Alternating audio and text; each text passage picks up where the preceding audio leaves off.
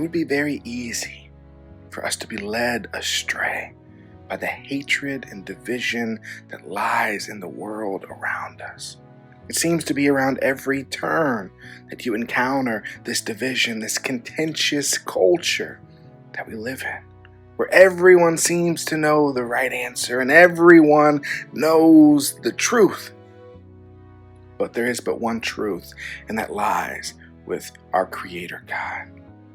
We spend so much time arguing, so much time pouring hate out into the world, pouring division out into the world, dividing each other into subcategories and groups, instead of being united. United in Christ, united in hope, united in a sense of compassion for all of your brothers and sisters in the world. And when we live our lives in this way, filled with this contentious nature, this adversarial energy, we forget the true purpose of our lives, to be servants of God, and we forget the origin of our own being, of our own creation. You see, God created us with love, and God molded us and formed us and pushed us out into the world in love. And the unfailing love of God is everlasting. It is always with us, no matter how far we stray, no matter how far we step off of the beaten path, no matter how many mistakes we make, even in the depths of the valley. God walks with us. God holds us tight and pours love and mercy over us and covers us with grace.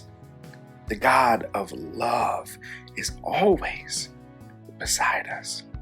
And that love is apparent in every single aspect of our lives. If we are only patient enough and humble enough to look for it. The love of God is everywhere we turn. We go out into nature in this time of year where all of the leaves are turning, and there's beauty everywhere, and there's a crisp in the air, and the Spirit of God is alive.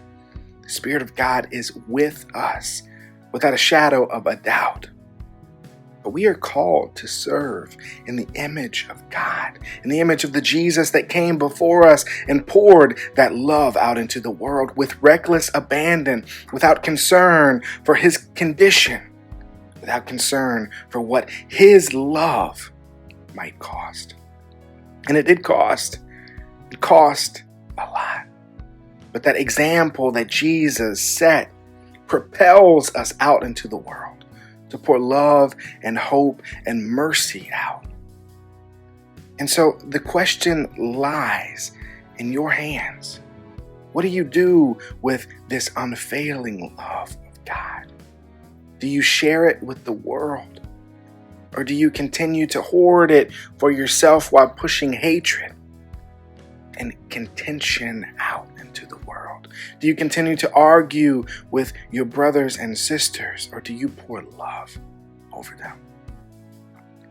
You see, somewhere along the line, we got in our minds that all of our interactions have equity. But they don't. They don't. We are called to give love regardless of the cost, regardless of the consequences. We are called to interact with all of those around us with love and compassion in the same way that God holds us. And it's hard. It is not easy. But are you brave enough to take up that call that you might live as a true Christian in the image of the God that came before you? That you might be held and filled with the everlasting and unfailing love of God.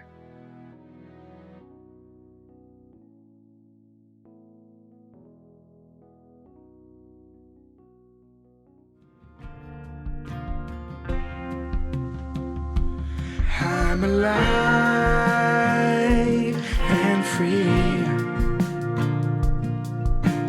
Death has no hold over me. I'm forgiven by new mercy and the grace I receive. I'm alive, forgiven and